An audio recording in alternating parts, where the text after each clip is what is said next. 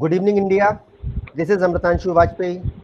I welcome you all on behalf of Sky Foundation, EduStem Initiative Global, and also not to forget the three collaborating VIPNET clubs, the Ignited Minds VIPNET Club, Sky Amateur Astronomers VIPNET Club Lucknow, and Women-led Science VIPNET Club Lucknow. I welcome you all, and first of all, a very warm greeting on the occasion of International Day for Biological Diversity. मैं अमृतांशु वाजपेयी इस संध्या के इस सत्र में आप सभी का स्वागत करता हूं और सर्वप्रथम मैं आप सभी को शुभकामनाएं देता हूं अंतर्राष्ट्रीय जैव विविधता दिवस 2020 की। और मैं आप सभी का सभी कोलैबोरेटिंग संस्थाओं की तरफ से sky foundation, SKYAAC amateur astronomers club, women lead science club, ignited minds Vipnet club और एडुस्टेम इनिशिएटिव ग्लोबल जो कि हमारा ग्लोबल पार्टनर है, इन सभी पांचों संस्थाओं की तरफ से मैं आपका विशेष अभिनंदन करता हूं। और विशेष अभिनंदन तुमकुर साइंस सेंटर का, जिन्होंने हमको अपना इंटेलेक्चुअल साइंस सपोर्ट प्रदान किया है। इसी के साथ मैं बिना समय गवाए इनवाइट करना चाहूंगा अपने छोटे भाई स्वप्निल रस्तोगी जी का कि वो आए और काइंडली आज के इस सत्र का उद्घाटन अभिभाषण प्रस्तुत करें। I welcome on board my younger brother Swapnil Rastogi, the president Sky Amateur Astronomers Club, on behalf of all the collaborating institutions, to kindly grace the occasion with his opening remarks on the occasion of today's evening's event and the International Biological Diversity Day. Over to you, Swapnil. Oh, thank you, Mr. Amritanshu. And in fact, I am very happy today. Like we have a special guest. One is from our from South India, Dr. HSN Aradhya, and other one is like my teacher, my friend come sister, and my teacher, Miss Shivaji Mishra. So I would like to welcome you all. And as Mr. Amritanshu already told us, today is the International Day of Biodiversity. So like International Day of Biodiversity is observed on 22 May to raise awareness on various issues related to the threats that are stare biodiversity in the face. So in that case, the United Nations celebrates the International Day for Biological Diversity annually with a unique theme. So the theme for this year 2020 is Our Solution Are in Nature, which emphasizes hope, solidarity, and the importance of working together at all levels to build a future of life in harmony with nature. The theme, according to the UN, has covered three essential topics during the week leading up to the observance. 18 May covered the importance of knowledge and science. 2019 to 21 May raised awareness of the importance of biodiversity. And finally, the day of observance will issue a call to action. According to the Convention of Biological Diversity, as the global community is called to re-examine its relationship to the natural world. One thing is certain, despite all our technological advances, we are completely dependent on healthy and vibrant ecosystems for our health, water, food, medicines, clothes, fuel, shelter, and energy, just to name a few. The slogan, Our Solution Are in Nature, emphasizes hope, solidarity, and the importance of working together at all levels to build a future of life in harmony with nature. So basically, as we all know, 2020 is facing a lot of difficult time for all of us. We are also facing a pandemic, COVID-19. We all are facing the serious the virus. So 2020 is a year of reflection, opportunity, and solutions. Given the ongoing COVID-19 pandemic, the International Day for Biodiversity 2020 will be commemorated through its first ever online only campaign. We are organizing this event as the collaborative effect of Sky Foundation and Initiative Global, and I also thank you to all the organizing agencies, VIPNET Club. So the one is the SKYAAC VIPNET Club, and the the Ignited Minds VIPNET Club, and the Women-led VIPNET Club, with intellectual support from Tumkur Science Centre, Karnataka, presents before all the interactive talk sessions with experts on the occasion of International Day of Biological Diversity. So the first speaker that will going to address us today in a very short moment of time will Dr. HNS Aradhya, Tumkur Science Centre, Karnataka, with a talk on importance of International Day of Biological Diversity, role of youth in conservation. And this our second speaker will be Mrs. Shivaji Mishra, SRF, Department of Zoology, University of Lucknow. Thank you from my end. Thanks a lot, Swapnil. So, as Swapnil has already given the signal that the speakers, who the speakers of the day shall be. So, let me introduce you to the first speaker of the day. I am very much esteemed to welcome Dr. H.S. Niranjan Aradhya from Tumkur Science Centre, Karnataka, who is presently offering his services as Principal Shri Saptagiri PU College, Tumkuru, and has a long legacy of service as a Principal to Shri Siddhaganga College of Arts, Science and Commerce, Tumkur, and as a Professor and HOD of Zoology, Shri Siddhaganga College for Women, Tumkur. With over 42 years of teaching experience for degree students on academic front, he has got a rich teaching experience for college and high school students on popular science, environment, literacy movement, and workshops as a facilitator on total quality management and human resource management to college teachers, a field for which he has been actively engaged in research since 1989. His areas of research include limnology, environmental sciences, bioenergetics, fisheries, and wetland ecosystems. He has also been actively involved with the publication of popular science books, both in English and Kannada. About 80 books of his have been published, and over 50 articles in Kannada on science have featured over time in journals and encyclopedias. With Salim Ali, a book on biography of ornithologist Salim Ali, a field guide to Indian snakes, a translation published by National Book Trust, G.V. Samarkane, a book on the life conservation published by KRVP, and Hargobind Purana published by Tumkur Science Centre being a few notable amongst his writings. With numerous awards under his esteemed hat, we are really grateful to have such an eminent personality, the founder member of Tumkur Science Centre amidst us today. And special word of thanks to Tumkur Science Centre for allowing the presence of Dr. H.S. Niranjan Aradhya on this very important occasion amidst all the busy schedule that you people are following for the day. So, respected HSN sir, I welcome you on behalf of all the organizers for the event for the day. And without wasting any time, I just invite you over the dais to kindly grace the occasion with your very important lecture for the day. Welcome, sir. Over to you, sir. Thank you very much, sir. Dear friends, good morning, good afternoon, and good evening for all the global citizens and netizens. Today we are assembled on the global digital platform to understand and discuss about the International Day for Biological Diversity.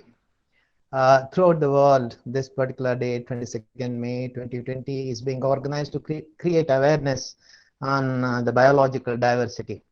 Straight away, let us try to understand the importance of this biological diversity and also the role of youth in conservation. Well, friends, the United Nations has proclaimed May 22nd as the International Day for Biological Diversity. In December 2000, the United Nations General Assembly adopted 22nd May as International Day for Biological Diversity to commemorate the adoption of the text of Convention of Biodiversity. Around 175 nations have agreed for this particular convention. The major issues, the problems that human beings are facing today are the following.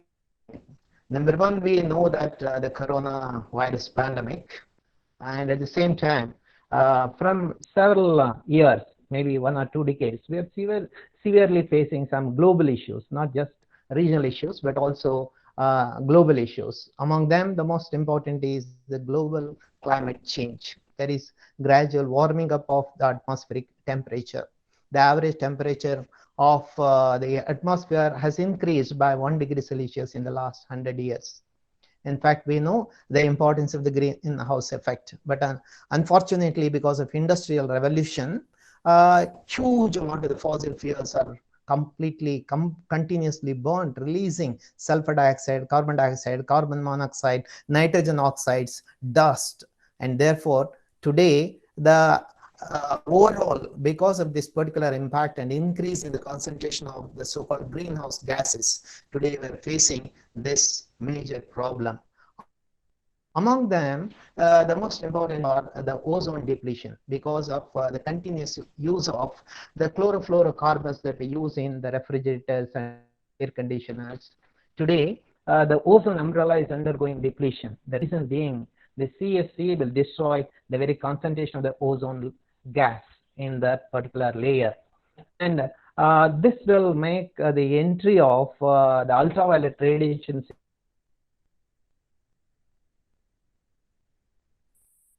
of the earth, including the human being. Already, the incidence of cancer, the incidence of cataract is continuously increasing.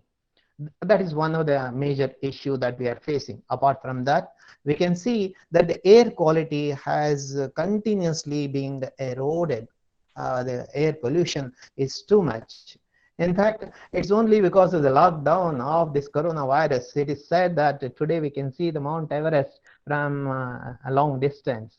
And because a lot of the vehicles are not being used from last 2 months, air is getting purified. But unfortunately, it is the automobiles that we are using, and nearly 40% of air pollution is because of the automobiles and the factories. So that air quality is a major issue. Apart from that, there is desertification. See, because of the continuous water and air effect, the topsoil is being eroded. The arable land or the agricultural land is being converted into the desert or non-arable land. And because of the desertification, it is said after Sahara, it is in the Karnataka, a major desert is going to happen in the coming years. So this has become a major issue, not only in India, throughout the world. And apart from that, the water, which we call as the elixir of life, is being polluted. Today, more than 90% of all the rivers throughout the world are polluted. Not even a drop of even the holy Ganga is fit for drinking. The underground table is undergoing depletion. Even the marine water is being polluted. Today, we talk of microplastics. Today, we also talk of the death of large number of marine animals because of the consumption of the microplastics. Apart from that, the another major global issue is the deforestation. Today, for various developmental activities of the human civilization, the forest area is being reduced continuously. In fact, the ecologists say that 1/3 of the land area in the open land should be covered by the forest, and in the hilly region, around 66% of the entire hilly area should be covered by forest. But from last 70 years after the independence here in India, we can see that the forest area, even in the open land, has come down to around 14%. Similarly, a lot of the forest is being degraded even in the hilly region.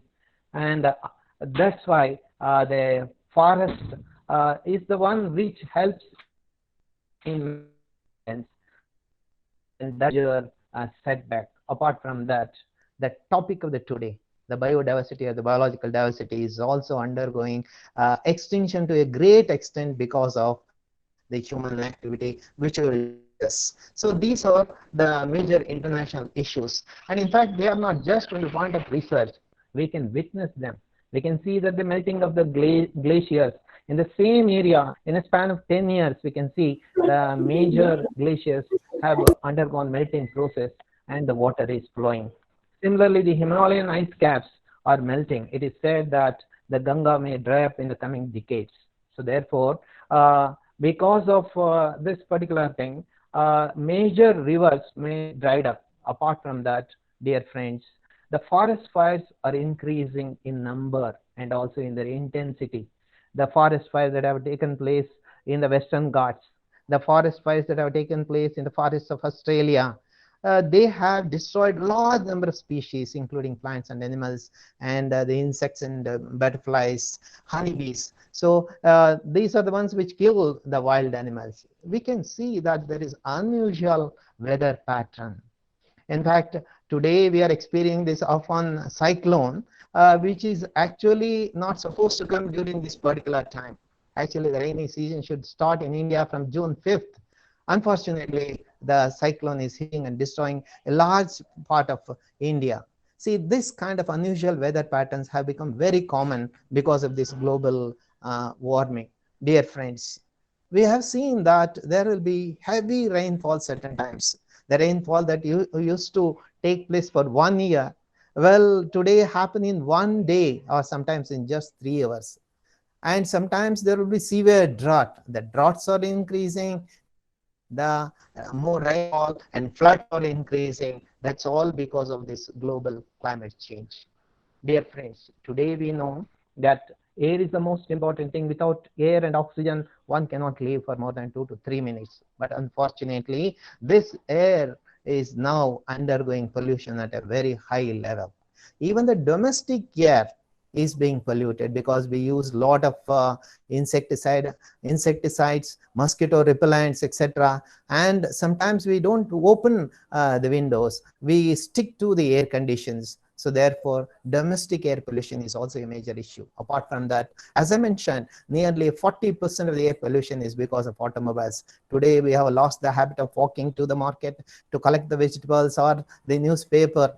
And it has become the habit to drive a car. It has become a passion. It is just a kind of entertainment for the youngsters to go for a long drive and thereby causing air pollution. Similarly, dear friends, the thermal power plants which supply the electricity for maintain our so-called civilized life will release a lot of sulfur dioxide into the atmosphere and also the ash.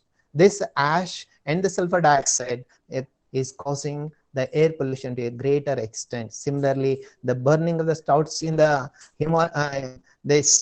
Punjab region, Haryana region is also causing severe problem of air pollution in Delhi that we are realizing. Apart from that, dear friends, large number of factories are producing machines, the necessary equipments, and some requirements for the human being. Today, the factories which are producing chemical fertilizers, the textiles, and such other things actually consume a lot of fossil fuels, and they burn these fossil fuels, releasing the so-called greenhouse gases and also leading to the air pollution.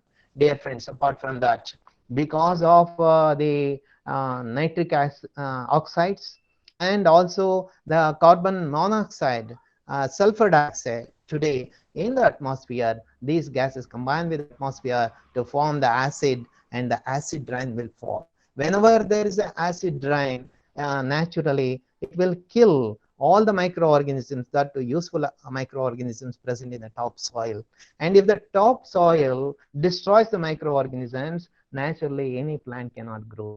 We also know that the most beautiful place that is present in Agra, the Taj Mahal, is going to disappear in few decades because of acid rain and air pollution. Dear friends, apart from that, this global warming has drastic effect. It is said in the coming few decades, a number of island nations will just get submerged. Even the coastal area of India, including the Calcutta, okay, Chennai, Mumbai, all these Thiruvananthapuram, majority of the land area which is fertile or which is occupied by urban population will get submerged. It is said that the highest population is there in the coastal cities in the entire world. And if there is the submerging of these coastal cities, naturally that is going to become a major international issue. Dear friends, for all these issues, for all these problems, including the COVID virus pandemic, and not only this pandemic, once in 20 years or 30 years and once in 100 years, these pandemics are occurring. And for all these issues, the actual solution is there in the biological diversity and biodiversity. That's the reason we have assembled here to share our experiences, to realize that there is a need to conserve this biological diversity. Dear friends, the biological diversity has three major objectives. Okay, number one, the conservation of biological diversity. Whatever the diversity that is present in the entire planet or in the one particular region, that has to be protected by the local people and by that particular nation. Similarly, we should also understand the sustainable use of this biological diversity. The biological diversity should not be there only to maintain the ecological balance, but this biological diversity is needed for the very existence of the human being, to fulfill the basic needs of the human being. And every population, whether they are rich or poor or the middle class, whether the people who live in Uganda or in India or in Bangladesh, should have good use, sustainable use of biological diversity. So the fair and equitable sharing of the benefits arising out of the utilization of genetic resources is also important. Let me tell, sometimes some particular plant or animal will have genes which will be very, very useful. And these genes can be transferred today using the biotechnological methods. And thereby, we can develop a good number of medicines. And at the same time, we can go for mass production of the medicines. Not only just medicine, but also we can add some of the useful genes to our crops. Say, for example, we have heard of the golden rice. And if we just rear that, cultivate that particular golden rice, vitamin A will be there. And therefore, we can avoid the formation of the blind people, the blind children by using the golden rice. So such kind of use is needed. Well, friends, as a number of software engineers and techies may be present in this particular platform, I would like to give a brief idea about the meaning of the biological diversity or biodiversity. Dear friends, biological diversity refers to all the kinds of living organisms that exist in a particular place or in the entire planet Earth, the Mother Earth. When I say living organisms, it's not just the microorganisms, it's also the plants, the animals, and not just plants and animals, but also the kind of genes that are present within the members of the same species, and also the habitats. All these together, including the human being, okay, all kinds of the varieties of human beings that are there in global planet Earth will come under the biological diversity. See, the taxonomists have reported around 1.75 million species throughout the world. And it is said we require more than 1,500 taxonomists, both botanists and zoologists and virologists, to identify and report all the kinds of the species that exist in this particular planet. And the people say we require the work of these 1,500 taxonomists to work 24/7 for another 15 years to catalog all the animals and plants and microorganisms present in this particular planet. So the estimate is there, not just 1.75 million, but it can range from 3 million to 100 million. Dear friends, the United Nations is giving a slogan every year to celebrate this International Day for Biological Diversity. This year, it has given our solutions are in nature. So we are facing a lot of problems, a lot of issues, health issues, okay, the food issues, the food crisis is there, air pollution is there, water pollution is there, the global warming is there. So for all this, the solutions are in nature, and we have to find out those solutions and make use of that solution to protect ourselves, to protect the biodiversity. Similarly, in the last several years, every year the United Nations have given the slogans. Dear friends, by explaining the importance of biodiversity, Charaka Samhita, see, in the 4th to 15th century before Christ AD, okay, he has given a quote. Let me quote: so long as this earth is full of nature, the human race is going to flourish. So if you want to flourish on this particular planet, we should see that the animals and plants should also exist. That was the understanding of our ancient Indians. We must be proud of it. Similarly, the great ornithologist of India, Salim Ali, he has also given a beautiful quotation: plants and animals can live where human beings are not there. Very interesting. If you go to the national park, the central part, what we call as a core zone, where even the chief wild wardens will not be allowed to enter. It will be virgin forest. In fact, in the virgin forest, all the animals and plants will be living luxuriously. But in the buffer zone or in the lost peripheral zone, lot of interference will be there from the human beings, and therefore the wildlife will be undergoing depletion. That's why the Salim Ali has clearly mentioned, but human beings cannot live without animals and plants. So we cannot live without animals and plants. That's a great quotation by Salim Ali that we have to realize today. Dear friends, India is a land of biodiversity. In fact, from Kanyakumari to Kashmir, from Kutch to Tripura, we have beautiful biodiversity.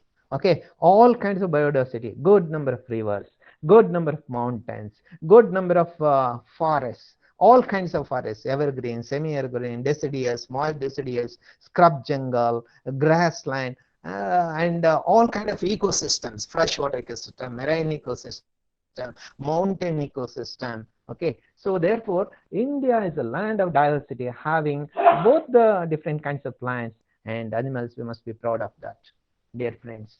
Here is the clear-cut definition of biological diversity. This diversity includes not just the genes, not just the species, not just the habitats, but also the kind of variants that have been brought out by the human being. So the both the wild and domesticated that constitute the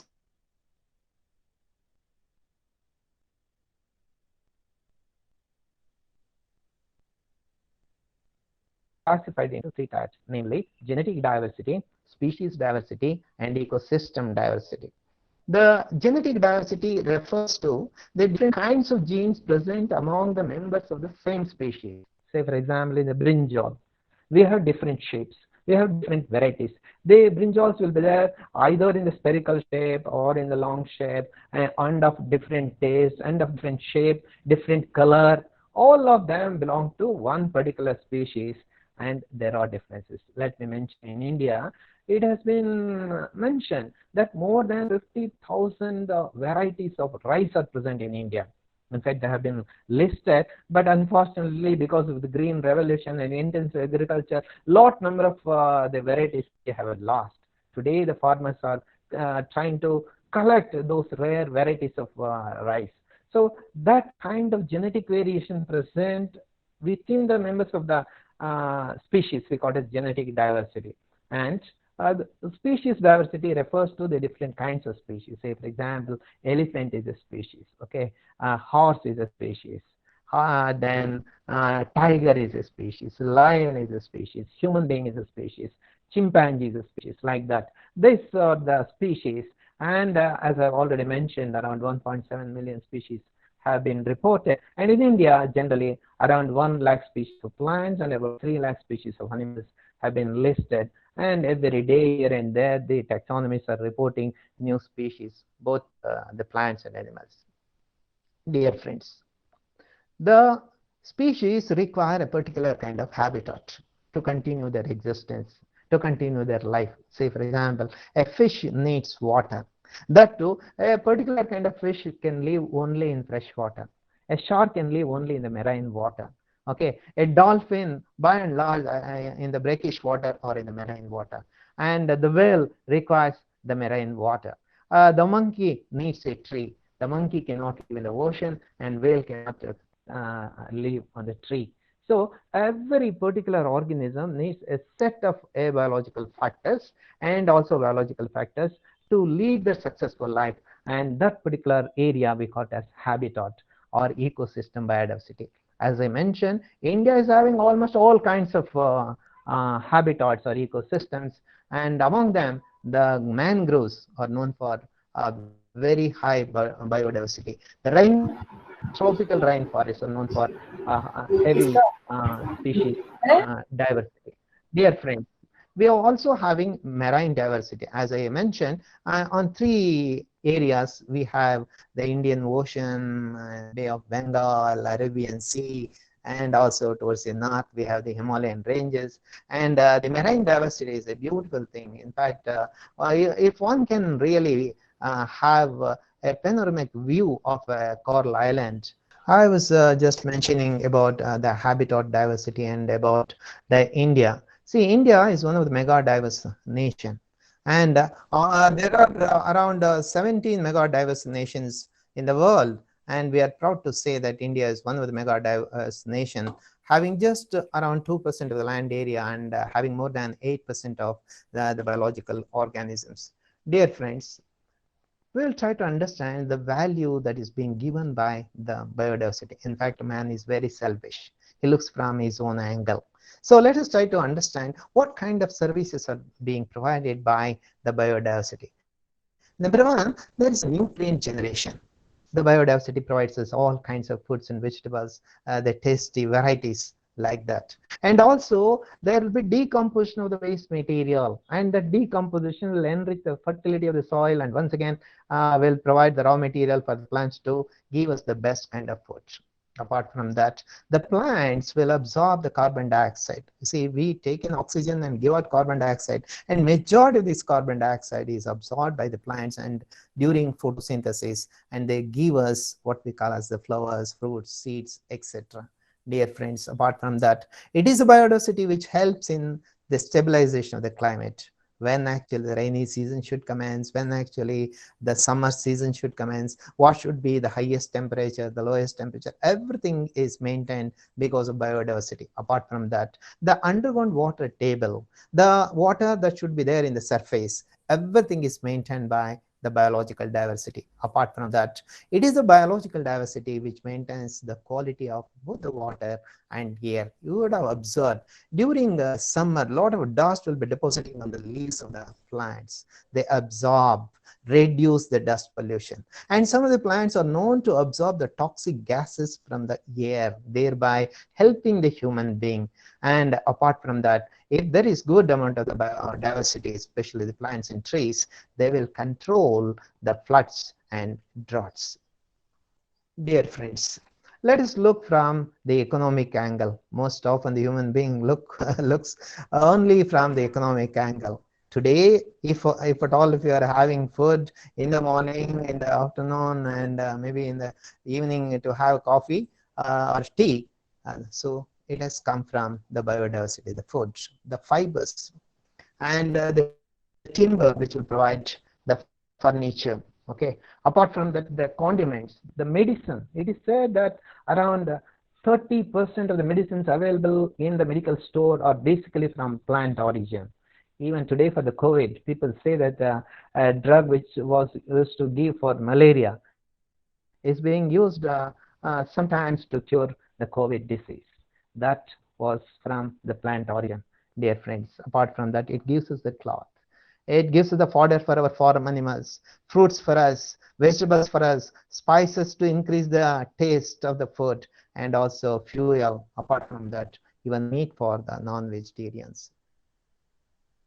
Dear friends, the kinds of animals, even if they are very small, insignificant from the point of human being, maybe a small beetle, maybe a small butterfly or moth, they are the ones which help the seed dispersal and also in the pollination.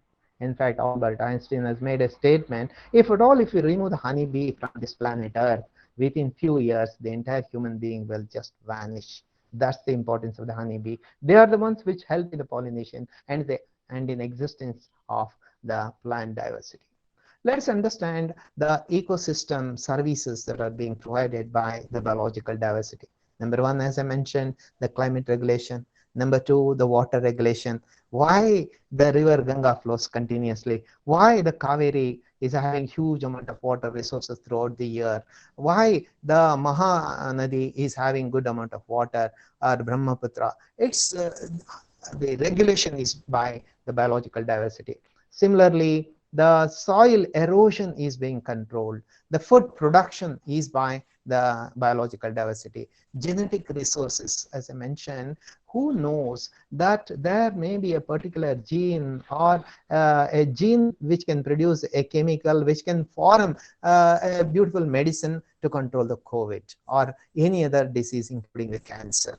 So therefore, it is said the biological diversity is the green capital of the world. It is the panacea for all the ills of the human being. And it is the Alibaba lamp which can really help the human being to fulfill his aspirations. So apart from that, we can see the with treatment is being done by the biological resources and recreation. You see, if you look at the tiger, okay, the beautiful walk by lion, the huge body of the elephant, it's a recreation that one will get. Apart from that, there is a biological control. One harmful organism is controlled by another organism, and it maintains its population at a particular level. That biological control is one of the very effective methods that we can see in the biodiversity. Apart from that, the cultural value.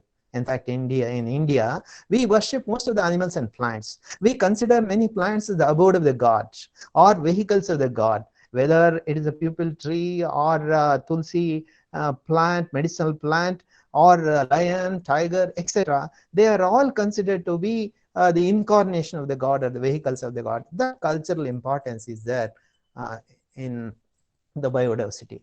Well, friend, unfortunately, because of industrial revolution and the Western concept of development, we have continuously exterminating the biological diversity. We are reducing the amount of the species, the number of species, and therefore there is a loss of biodiversity. See, continuously we are removing number of the species from the surface of the earth. It is humanly impossible even for the technologies of biotechnologies to create a tiger if at all the tiger becomes extinct on this surface. And extinction of the species is caused by the nature and man. Okay, but the nature has caused mass extinction about 5 times in the geological history. But unfortunately, the 6th mass extinction is now being taking place, which is more than 1,000 times faster. It is said that every day around 3 to 12 species are becoming extinct, and more than 15 species are becoming endangered because of the anthropocentric causes. And this loss of biodiversity is because of habitat destruction. We are destroying the habitat of wild animals and wild plants. And also we are destroying good number of species. There are natural causes we can understand: the floods, the earthquakes, the landslides, the natural competition between different species, maybe the herbivore and the carnivore, and because of lack of pollination and diseases. These natural causes will be in a limit. The biological diversity can sustain that kind of pressure that is caused by the natural causes, but unfortunately man-made causes, the anthropocentric causes, are very huge and disastrous. We are destroying the natural habitat of both the plants and animals by housing, urbanization. Similarly, extending agriculture to fill the stomach of all the people. Cities to provide water for irrigation, and we construct huge reservoirs which will lead to the submergence of virgin forests, wherein actually the ecological services will be more when compared to the supply of water and it that the farmers may get from that. The construction of roads, the construction of the railway tracks.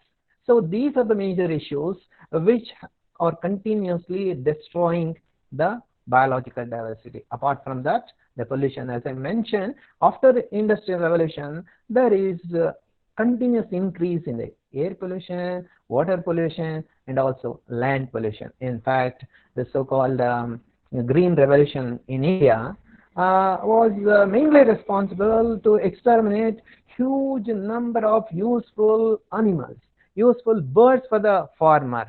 Okay, used to control the pests, but unfortunately we have lost them. So today there is a pollution of air, today there is a pollution of water, and because of water pollution we are just killing both the local species and the exotic species. Similarly, the land pollution, the indiscriminate use of toxic chemicals. Okay, you might have heard the kind of diseases that are there in the coffee plantation workers because of extensive use of toxic chemicals and pesticides. These are the major problems, dear friends. With that particular background, I am trying to request and make an appeal to all the young population of India, including the ones who are really observing this particular presentation. Dear friends, Mahatma Gandhi said that youth are the salt of the nation. And it is the youth who play a major role in the history of any nation, in bringing about a beautiful change, a very useful change in any nation. In fact, we must be proud that India is having the highest young population. And they have to enjoy the fruits of Hello? Yes, sir. Kindly carry on, sir. We can hear you, sir.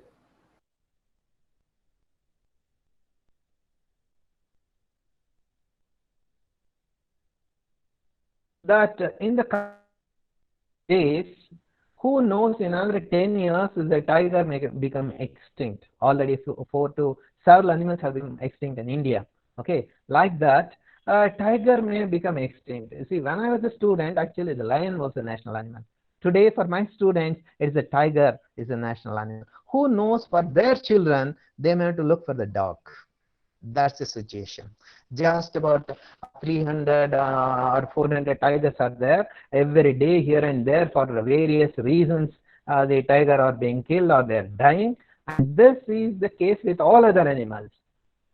Friends, we have to understand, for all the problems of today, the nature, the biological diversity can provide the solutions.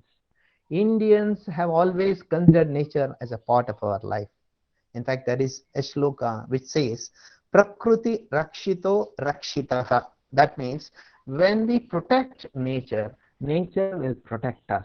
That's the biggest slogan for today. And also there is another very good phrase which says, Vasudhaiva Kutumbam, the whole planet Earth, one family. So we should not lose one of the family members, maybe the cousin or father or all of us, all kinds of microorganisms, plants and animals, including their habitat and the genes present in every species, forms the family members. We have to protect this Vasudhaivam Kutumbam. And dear friends, our Vedas, Upanishads, and even Buddhism, Jainism, Hinduism, we give top priority for protecting nature. In fact, we can understand that very good kind of movements have taken place in India. Say, for example, Chipko movement by Sundarlal Bahuguna, Chandi Prasad Bhatt, to protect the trees in the Himalayan region. Okay, therefore, these are the inspirations for us, for the youth. Similarly, the Save Western Kanyakumari, Gujarat, wherein the youth took a walk along the terrain of the hills and mountains between the plants and animals to understand the importance of biological diversity and to save these Western Ghats. Similarly, there is a movement in Haryana, even in Karnataka and several parts of India, of organic farmers without using any pesticide or insecticide or chemical fertilizers. They are trying to grow the pulses, okay, the plants, the vegetables. Similarly, local species movement has started that we have to encourage. And zero waste cultivation has started under the influence of both the Western and Indian scientists. Similarly, the Save Water movement, which is almost taking place in most of the states, saving forests, and apart from that, sustainable lifestyle movement. These are all sources of inspiration for the youth. Dear friends, let us summarize very clearly how actually this biological diversity is a part and parcel of our existence. Please look at this slide carefully. See, there are birds and biodiversity. It is because of the birds and biodiversity there is a forest. And because the forest is there, the birds and biodiversity can flourish. Because there is a forest, we can see that the forest will give us very good potable, healthy water. And this water will lead to the wetland where the biodiversity is very. And this wetland harbor good number of birds and biodiversity. Apart from that, this is this water which will cultivate and protect the wildlife. It is this water which is very important for the irrigation and the power generation. It is this water is also needed for the tourism. This water which is needed for agriculture, for the health and urban development. So this is the one slide which will really I hope, explain sir, the role sorry to of interrupt the you, sir. I biodiversity. guess there might be an issue in your side. Please check your connection again so that Hello? No, we no, actually, he I is hope audible. we all He are is not able audible. to hear you properly. Sir is audible. Sir is audible. Don't worry. Okay, okay, thank you. Sir, kindly Shall I continue. continue? Yes, sir. Yes, sir. Yes, sir. Continue, sir. Okay, just few slides. Just 2 slides, I think. Okay, dear friends, with regard to the role of youth in conservation, we have slides, public and government support. In fact, Indian government has been trying a lot to protect the wildlife and the biological resources. People need and a problem which are biological components, whether it is a sudden increase in the diseases. All have biological component. And apart from that, the financial investment in species and countryside, one which is really being challenged. The policy decision and standard economic development have failed to assign more than nominal value and ecological. That's back, and that's where the government has been trying by two means to protect the biodiversity, what we call as the ex situ conservation, wherein it will take number of steps to conserve the biodiversity outside the natural habitat, outside where they actually live. Say, for example, they go for seed banks. They collect the seeds of the rare plants and preserve in deep freeze condition. And whenever it is needed, they will thaw it and get the saplings and go for plantation. Similarly, India is having a good number of the botanical and horticultural recreational gardens where rare species are there, ornamental species are also there, recreational species are also there. Apart from that, the germ plasm bank, they collect which helps in the reproduction of the living organisms and will be used in future. The in conservation is a method of conservation where the organisms, the plants and the animals are protected in the place where they naturally live. Say, for example, India has declared more than almost nearly 100 or so national parks. Then the killing of animals is permission of the chief wild warden, and even the cultural places are protected. So good number of sanctuaries are there, biosphere reserves are there, natural reserves are there, the reserved and protected areas are there, reserved protected forests. These are the government issue problems. But as youth, as citizens of this planet Earth, as the real citizens of the Mother India, we can make small effort. Everyone can make a small effort to save our biodiversity. The most important thing is to curl our greed for products made out of animal parts. That's why Gandhiji said, this Mother Earth can fulfill the needs of everybody on this planet Earth, but not the greed. So we have to curl our greed and plant trees wherever possible. Avoid using insecticides, pesticides, and inorganic fertilizers. Apart from that, avoid plastic and polyester, which have become a global problem. Better use in the cloth bags. Apart from that, we should plan our activity to produce less waste. Then create awareness about the living organisms in the surrounding and need for conserving birds. As youth, I make an earnest appeal to all of you to help organic farmers, to educate the farmers, to understand if possible. Please try to visit their forum, try to understand how intricate is the problem of organic farmers and how you can help them to get very good market process. And at the same time, the most important request for all is to practice eco-friendly lifestyle. Dear friends, please discuss among yourself, among your family members, among the community people, and come out with some innovative idea and have kitchen garden, roof garden, rear some rare plants, okay, grow them, utilize them in a sustainable manner. With this, I end my talk. Thank you for listening my presentation. Thank you. Thanks a lot, sir.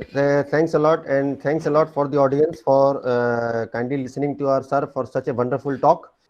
HNS sir, in the meantime, I have got a question from Mr. Uttam Kumar Singh. Before this, the second speaker begins to talk, I would just like you to answer the query. Uttam Kumar Singh wants you to throw some light on the effect of fish integrated organic farming on our water ecosystem. Yeah, fish integrated farming, if we do not use any chemical fertilizers, it's good. And I suggest to go for local species, exotic species. Yeah, sir. Like, thank you, sir. Sir, actually, sir, sir, we are losing some sort of connection from you. Sir, HSN, sir, if you are with us, I have got a question from Uttam Kumar Singh, sir. That is, if you are well connected in terms of connectivity, you can kindly see for the query. That is, Uttam Kumar Singh has said last year in Sagar Islands of Sundarban due to cyclone Bulbul, it faced a lot of biodiversity loss, which could be recovered in next 50 years. And again, in very less time, this disastrous cyclone Amphan has hit it. So, how do we calculate the loss of biodiversity? And after these frequent losses, what will be the status in the next 5 years? Will such losses again and again will take the recovery in more than 100 years or so? Yeah. HSN, sir. As mentioned by you, the intensity of the cyclones and the number of cyclones per year is increasing in India, and it's all because of global warming. Whenever the land area of India, actually, there will be huge loss of biodiversity, and it of the state bird to look into actual species and also species. Definitely, there is going to be intensity in years. So therefore, we should plan in such a way. Every state will have a biodiversity board, and at all India level also there is a biodiversity committee. They have to come out with the plan to, as far as possible, to avoid the effect of the cyclones and the biodiversity, at least to minimize the effect, and also to have the rare species in certain botanical and zoological gardens, including rearing the aquatic species in the protected area. Thank you. Thanks a lot for such an enlightening response. And I have received two more questions over the email platform. There is a question from Mr. Abhay Kumar from Patna. He has asked, that is regarding your slide in which you gave information to us regarding the species diversity. So he has asked, does species diversity follow any specific pattern, or is it distributed in a random manner? HSN, sir. Yeah. He's asking about the distribution of the species in an area. Let me make it very clear. Yeah. He is asking about the species diversity. That is, he has referred that is diversity is lowest at the poles and it increases towards the equator. In that context. Yeah. Yes. The highest biodiversity is in the tropical region. That's why in the equator region there will be highest biodiversity because of three major conditions.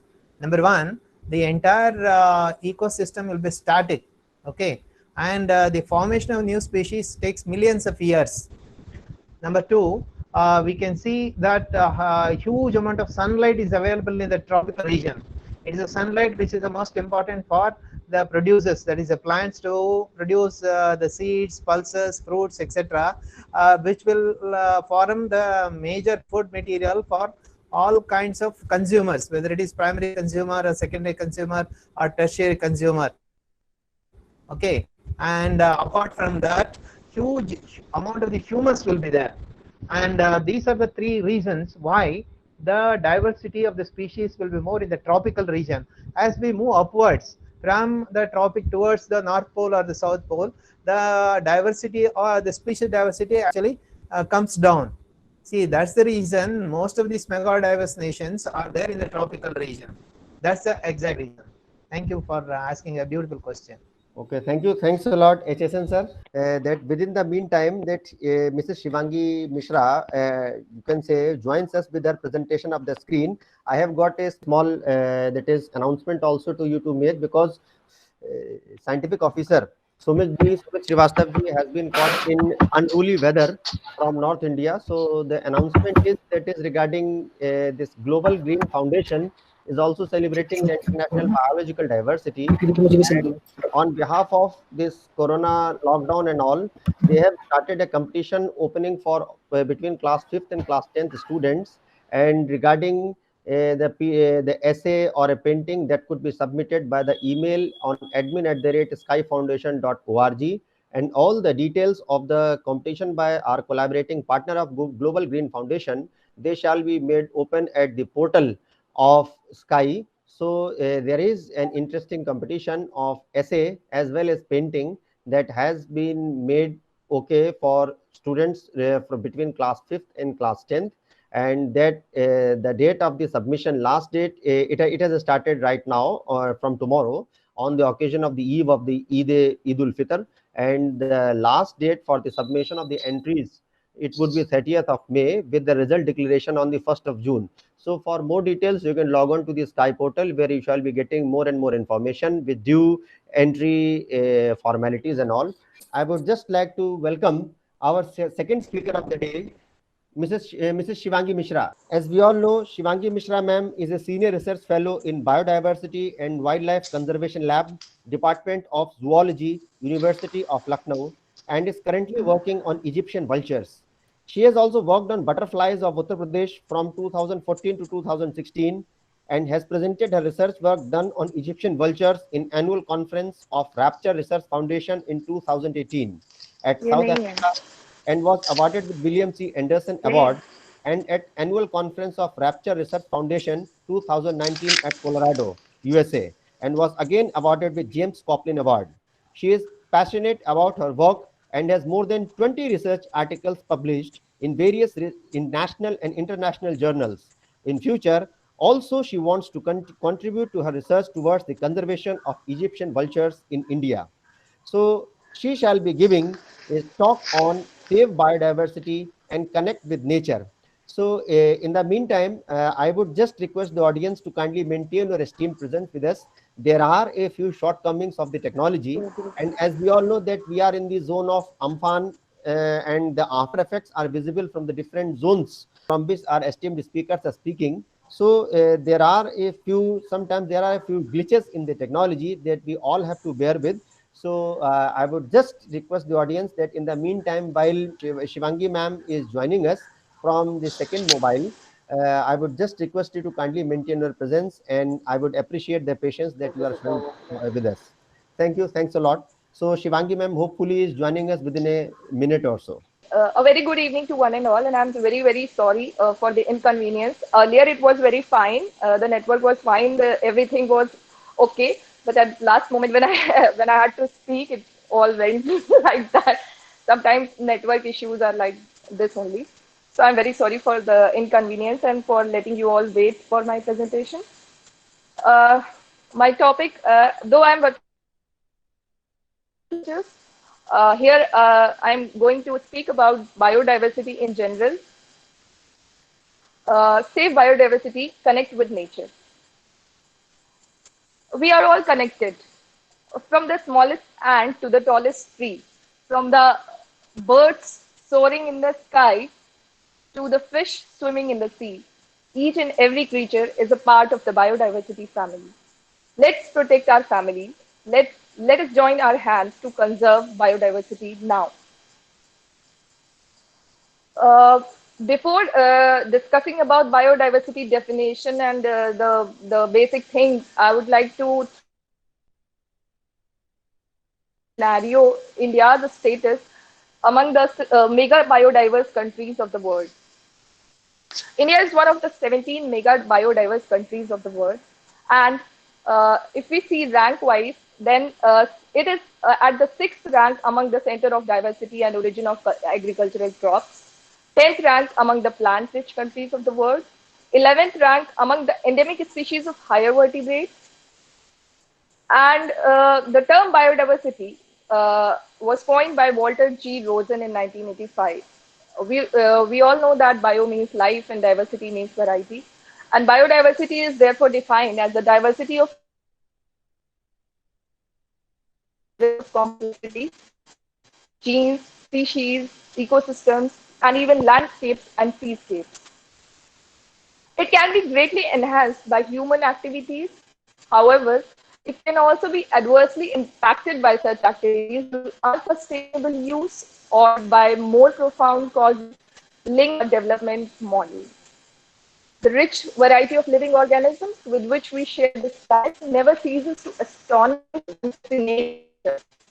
India is the home 7.6% of all the mammals, 12.6% of birds, 6.2% of reptile, and 6% of flowering plant species. Mangroves in India constitute around 7% of world's mangroves and represent one of the best swamps in the world. About 5,150 plant and 1,837 animal species are endemic to India.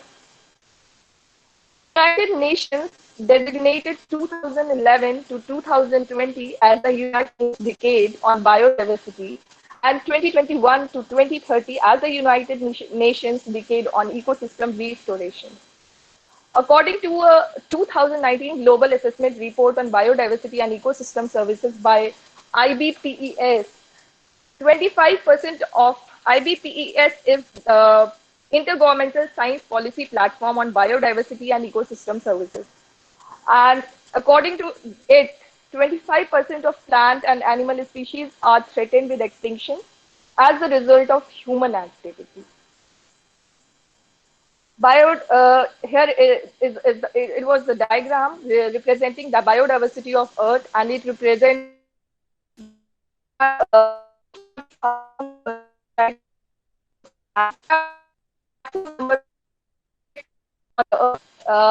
followed by animals, then plants, then fungi and protists, bacteria and archaea. Importance of biodiversity. We all know that it plays an ecosystems function and in the services they provide. They provide different kinds of services to us, and what we provide to biodiversity is continuous loss and threatening the species.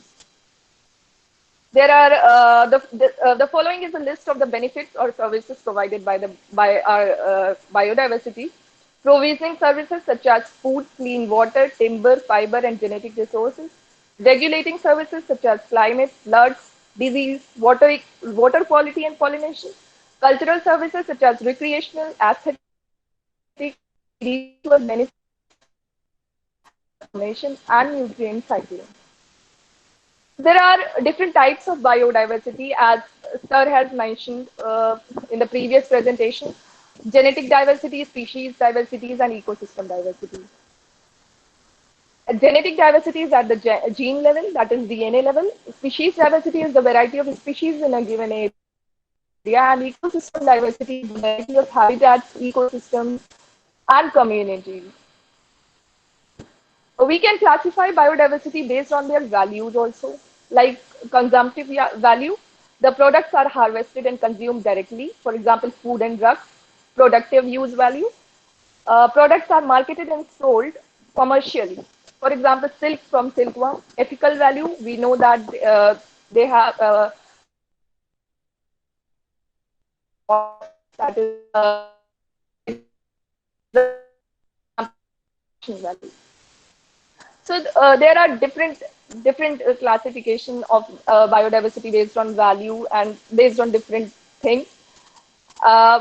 Biodiversity conservation, here it was the eco wheel image showing natural resources provided by biodiversity, the benefits and beneficiaries, and the drivers of change. The number of endangered species are continuously rising. If we see the graph, we can from 2007 to 2019 and from earlier times, the number of endangered species rising continuously. Biodiversity hotspots, a region which is significant location for the existence of rich biodiversity, but also threatened for destruction, can be defined as the biodiversity hotspot. It is a place which requires immediate attention to survive and thrive in future. The idea of identifying hotspots was by Norman Myers in 1988. Across the globe, 35 biodiversity hotspots have been identified. Almost 2.3% of land surface is represented by the hotspots. Sadly, these hotspots have been losing 86% of their habitats and on the verge of extinction due to the serious threats posed by climate change and human intervention. There are 4 biodiversity hotspots in India, out of the 35 hotspots of the world. These are the Western Ghats, the Himalayas, the Indo-Burman region, and the Sundaland. IUCN Red List objectives. Red Data Book or Red List is a catalog of taxa that are facing the risk of extinction. The main objectives of IUCN are identification and documentation of endangered species, providing a global index of the decline of biodiversity, developing awareness about the importance of threatened biodiversity, and defining conservation priorities and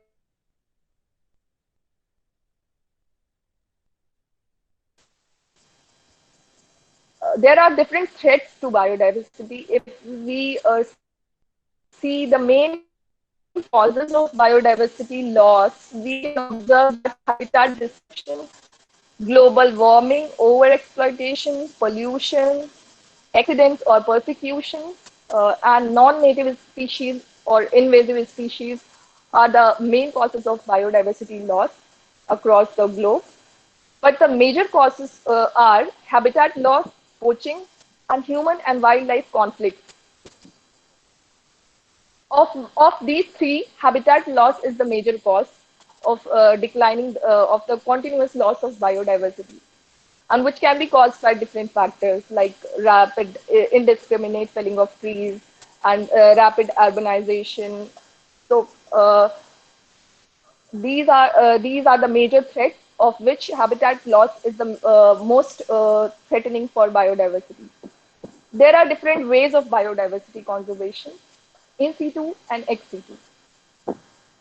In situ, there are protected area networks, for example, national parks, wildlife sanctuaries, biosphere reserves, sacred groves, or lakes. And in ex situ, we consider botanical gardens, seed banks or gene banks, and home gardens. So far, country's wildlife is preserved in 120 national parks, 515 wildlife sanctuaries, 26 wetlands, and 18 bioreserves, of which 10 are the part of the world network of biosphere reserves. Therefore, this large and great biodiverse land needs protection and conservation. Now, we should understand how these problems can be overcome, and how a continuous loss in biodiversity can be stopped or can be slowed down. Sustainable development is very important for us, and therefore the Sustainable Development Goal 15 of the 2030 Agenda for Sustainable Development is devoted to protect, restore, and promote sustainable use of terrestrial ecosystems, sustainably manage forests, combat desertification, and halt and reverse land degradation and halt biodiversity loss. Sustainable development revolves around the economy, environment, and social community. And if we maintain a balance between these three, then we can definitely do something to stop the threatening of biodiversity, and we can slow down the process of continuous loss of biodiversity through sustainable development. And it is the need of the hour. Uh, because overexploitation of natural resources, climate change, scarcity of resources are there are various problems which need to be solved, and these all problems will be solved only by sustainable development when we take development and nature together. The 5 biodiversity-related conventions, which are the major conventions, are: number one, Convention on Biological Diversity; number two, Convention on International Trade in Endangered Species of Wild Fauna and Flora, that is CITES; third, Convention on the Conservation of Migratory Species of Wild Animals; fourth, Convention of Wetlands and Ramsar Convention; and the fifth is World Heritage Convention. A sixth agreement, the International Treaty on Plant Genetic Resources for Food and Agriculture, was adopted by the 31st session of the Conference of the Food and Agriculture Organization of the United Nations in November 2001. Now, the important wildlife protection projects by Indian government. Uh, Project Tiger, Project Elephant, Crocodile Conservation Project, UNDP Sea Turtle Project, and apart from these projects, Government of India also has been handling projects like vulture conservation, and India Rhino Vision 2020. The important Environment and Biodiversity Acts passed by Indian government are Fisheries Act 1897, Indian Forest Act 1927, Mining and Mineral Development Regulation Act 1957, Prevention of Cruelty to Animals 1960, Wildlife Protection Act 1972, Water Act 1974, Forest Conservation Act 1980, Air Act 1981, Environment Protection Act 1986, Biodiversity Act 2002, and the Scheduled Tribes and Other Traditional Forest Dwellers Act 2006. Now, apart from these things, one of the important thing which we should think upon is trying to connect children with nature. Presentation, because it is not the typical scientific presentation at any conference or like showing the data and everything, but it is according to the theme. Our solutions are in nature, and we have to connect with nature. So our future generation also should connect with nature. The children these days they need to be outside. They need to explore. They need they need to learn and to have empathy with and love with nature, because these days we can see that in urban areas, in rural areas, the children are very much fascinated with nature and wildlife, but in urban areas, we very often see that the children are not very much interested in knowing about our wildlife, and very rare we see. So there should be hands-on, informal, self-initiated exploration and discovery in local, familiar environments, which are often described as the best ways to engage and inspire children and cultivate a sense of place and a sense of wonder. Studies suggest that frequent unstructured experiences in nature are the most common influences on the development of lifelong conservation values. Childhood is the foundation for relationships with the environment. So it helps to provide environmentally informed and active citizens. We should include families, communities, and role models. Research suggests that children are more likely to participate in environmental initiatives if their parents are also active in this way or give them approval and encouragement to take part. They should be provided opportunities for social connection. The parents these days should promote direct experiences to their children and to make them sense the environment and have a sense of duty towards nature and environment. We should encourage the free choice learning that refers to learning that typically takes place outside of formal education. For example, through camping, walking in national parks, and visiting museums, zoos, and gardens. Through these experiences, the learner exercises a larger degree of choice and control over what, when, and why of learning. A number of authors have stressed the importance of focusing on these experiences as a path to encourage lifelong learning and developing environmental understanding and responsible action. So it is the need of the hour. We should, it's, being a researcher, I go, I do my research work and I go all around UP and everywhere where I go for my research purpose. I go for awareness. Uh, I try to inculcate the love, the empathy among the children there at the villages, at my study areas. So what can be done to save biodiversity? From every aspect, we should think about it.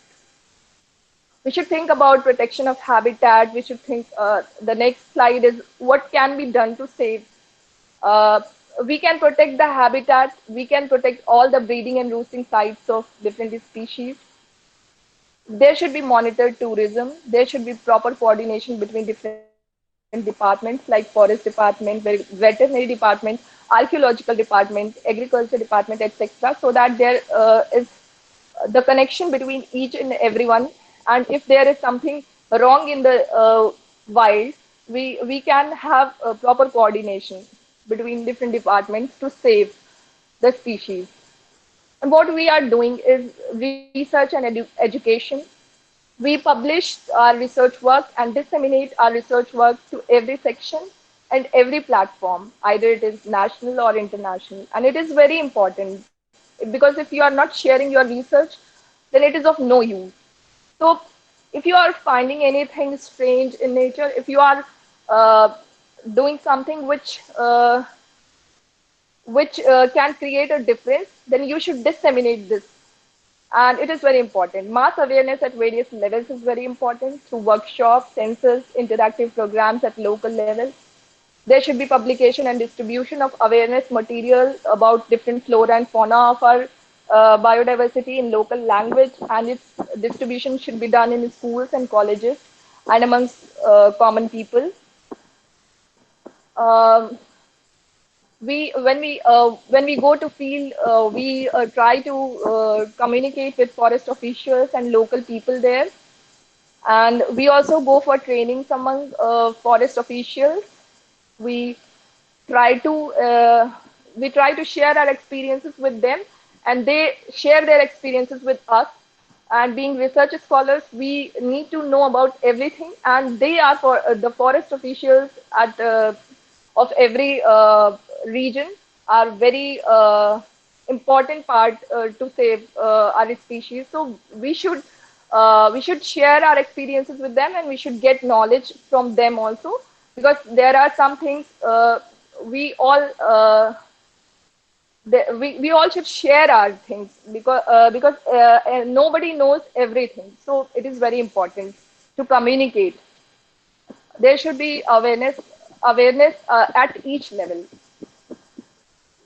Conclusively, I want to say that it took millions of years of evolution to accumulate this rich diversity in nature, but we could lose all that wealth in less than 2 centuries if the present rates of this species loss continue.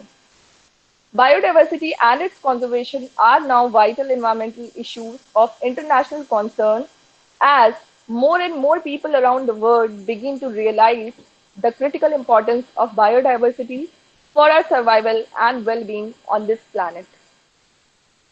So at last, I want to complete my presentation, I want to complete it by saying that connect with nature before it is too late. Thank you. Okay, thank you, ma'am. It was such a nice talk, and also I would like to thank you to grace the occasion and enlighten us so a beautiful knowledge. As if I want to conclude Thank you it, so much.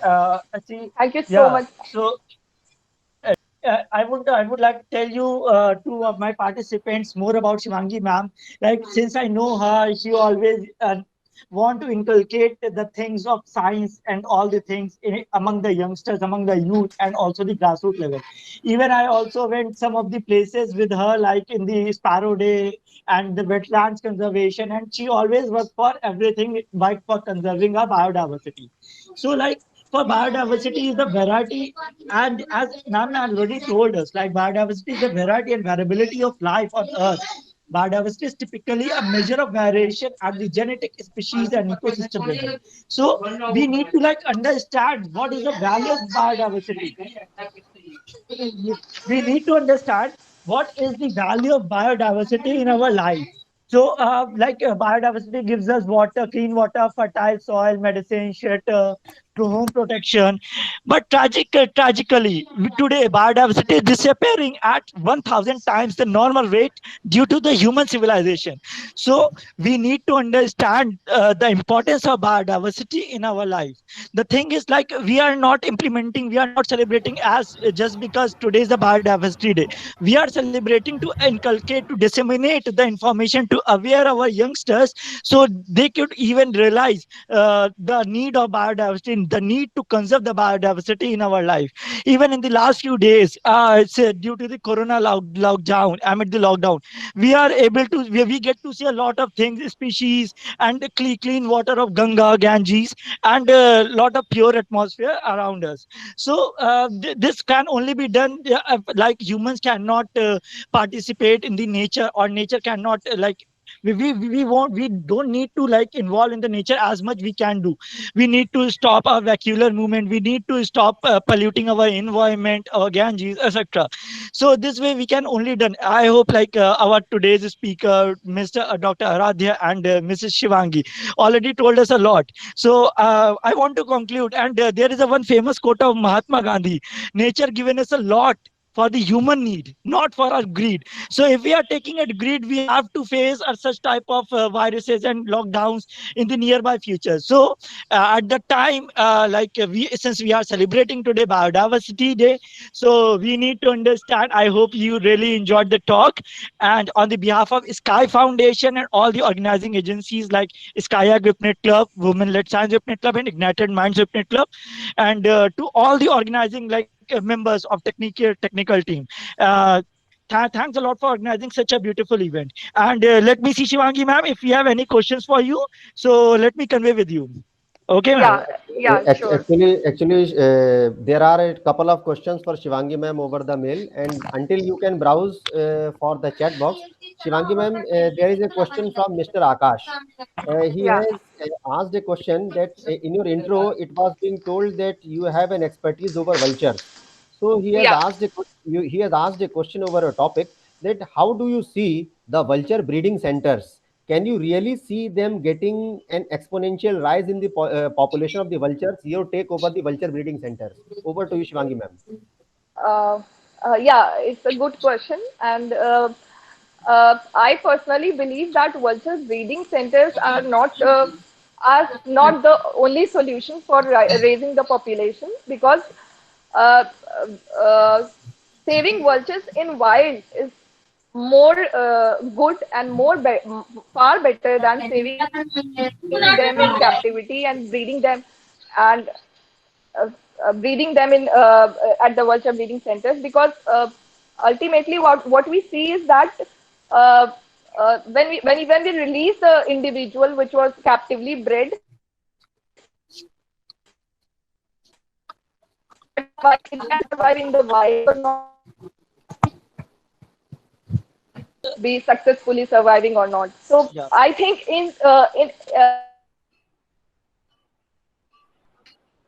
I guess there is is a connectivity issue most at the moment. important rather than conserving. Yeah.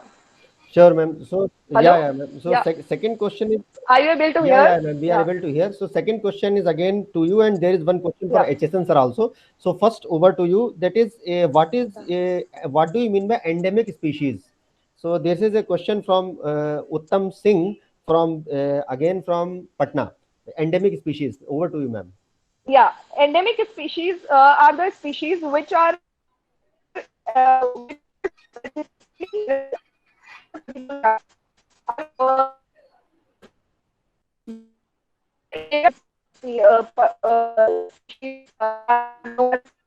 endemic. But in particular group species, these are known as endemic species. Thank you, ma'am. The One. the specific, yeah. Ma'am. Carry on, ma'am. Carry on. Yeah, so the species which are predominantly present there at a specific area are known as the endemic species of plants and animals Okay, ma'am. So, thank you, ma'am. And so, that exists only in a specific area. Yeah, before I hand yeah, over to my younger brother Swapnil, so this is a question especially for Dr. HSN. Sir, there is a question yeah, from Mr. Prashant. He is asking that is in your talk you had given variety of things to conserve the biodiversity. A lot of methods were being told by you. yeah, That is yeah. reduction of the meat consumption, eat and purchase of the seasonal foods, buying local foods and all. So how do they really help to Hmm. conserve the biodiversity? HSN sir. Uh, can you please repeat the question? It's not audible. Yeah, Okay, now can you hear me, sir? Yeah, please. Okay, sir. Actually, there is a question from Mr. Prashant that he has asked that over your talk you had told Hmm. that is how to conserve the biodiversity by going green, buying local foods, organic foods, reduction of the food waste and all. So how they directly Yeah. connect to how they directly connect to the conservation of biodiversity. Over to you, sir. Yeah. Let me. Yeah, it's a very good question. Let me say that the staple food of the entire humanity is restricted to a few animals and a few plants. But actually, in nature, thousands of plants and thousands of animals are edible. Okay, and you see, let's say we want a particular kind of plant food which is grown in America. They try to estimate the amount of energy that is being spent in importing that food material to India. If at all, if we eat the local food material, okay, then the local farmers' life will be okay, right? And we will be saving the combustion of the fossil fuels while importing the food from the other countries or from other states. And when once we reduce the combustion of the fossil fuels, that helps in reducing the air pollution. And we will be supporting the local farmers and also will be protecting the local species. See, after this green revolution, why so many thousands of the rice varieties have disappeared from the India is that reason. When once we went for the hybrid varieties, okay, which will give higher yield and which need lot of fertilizers and insecticides, what happened is the local species actually which were having the resistance to the diseases, they are resistant to certain famine conditions, they have disappeared from the surface of the earth.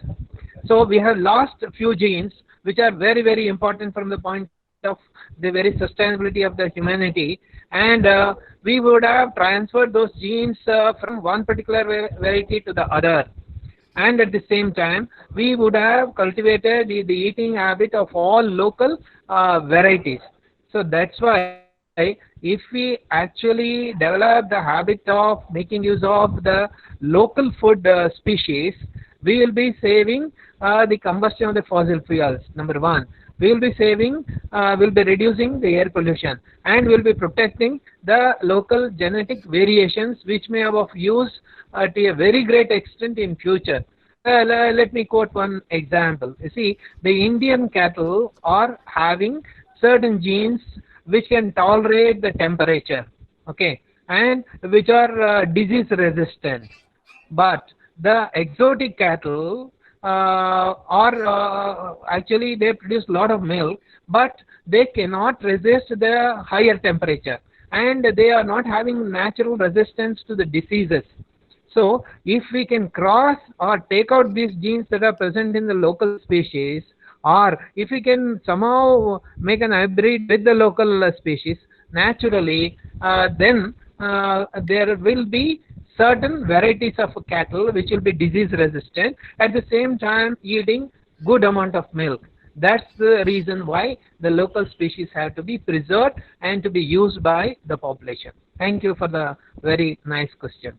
Thank you. Thanks a lot for such a beautiful explanation, sir. And we shall be really grateful to you. And before I ask Swapnil Rastogi ji to kindly present the vote of thanks for the day, this is the last question for Shivangi ma'am. Are you there with us? If you are there with us, there is a question from Mr. Raghav Mishra. He wants to know the name of a few extinct animals, Indian extinct animals and birds from your memories. If you are there with us, Shivangi ma'am. Hello? Yes, ma'am. Actually, there is a question Yeah. from Mr. Raghav Mishra. Yeah. He wants to know a bit about a few extinct Indian animals and extinct Indian birds. Shivangi ma'am. Yeah, we all know about dodo. It got extinct due to human intervention for their habitat, and likewise, Indian bustard is also critically endangered, and soon it will be it can be extinct in wild. So, like that, Himalayan quail also there is no record. There is no recent record about it. So, likewise, there are different species of birds and animals which are extinct and are in the danger of extinction in the near future. So thank. We So can, we yeah. can, yeah. Sure. So thanks a lot, And ma'am. cheetah also, you can take the example of cheetah also. In India, it is now not available in the wild. So Sure, sure. likewise, there are different species of plants and animals, which are there are different species, and we can go through it. Yeah. So thanks a lot. We are really, really grateful to you for amidst all the hardships that you have faced from the part of the network connectivity issues, you have been able to complete the talk. And the Sky Foundation and all the collaborating VIPNET clubs, they shall remain indebted to you for making this organization of this event a very, very successful. And thank you to all the audience and organizers and everyone. Thank you so Sure. much. As we are running short of time with the stipulated time allotted from the organizing partners coming to an end, I would just request at this juncture Yeah. to my younger brother, Mr. Swapnil Rastogi, to Yeah. kindly grace the dais and say a few parting words of vote of thanks over today's talk before the clock takes the final minutes, and wish you a very, very, very, very happy night sky observations, which is the motto of the scientific knowledge for youth. At For this being there. juncture, we bid you farewell for the night. Over to you. And before I conclude, I just would like to say, in the age of Corona pandemic, stay safe, stay healthy. Over to you, Swapnil. Good night. Thank you, and thanks a lot to both of my speakers, and also I'm very thankful to all my participants who is staying connected throughout the session. Yeah. Actually, see, due to also the pandemic situation and also the waves of Amphan, we face a lot of difficulties from our speakers. So that's really appreciable. Like you staying with us all the time. And I also like one thing I would like include that Shivangi ma'am is working on vulture conservation, and she also working on various like diversities, where various aspects of diversity. In fact, I also worked a lot when I studied in the MSc, and I get to learn a lot from her. So in fact, I all know you all are obliged to hear the session from both of the speakers. If you have any questions, you can directly mail us at admin@skyfoundation.org. You will get directly answers by our today's speakers as soon as we get it. Also, like in the age of Corona, like the things we are doing it right now, I don't know what is going on, but the thing is, we are trying to inculcate, we are trying to disseminate the information amongst our youngsters. Like, we need to save our diversity, if in any case. Also, diversity given us a lot, so it is the time to giving it back to the nature. Like, we already took a lot from the nature. So I hope you all are enjoyed today's session, and thanks a lot again, Dr. Aradhya sir and Mrs. Shivangi ma'am. After that, I would like to conclude my session on the behalf of all the organizing agencies again, all the VIPNET clubs like SKYAAC VIPNET Club, Ignited Minds VIPNET Club, WLS VIPNET Club, and under the umbrella of Sky Foundation and the patronage of Vigyan Prasad, and also our global partners, not but last but not the least, the global partner EduStem Initiative Global, who like keep promoting our events at the global level. So I would like to thank to them also. So thanks a lot. There is a feedback form in the chat box. Please fill it after the session ends, so that we can also improve our talk a bit more. Thanks a lot.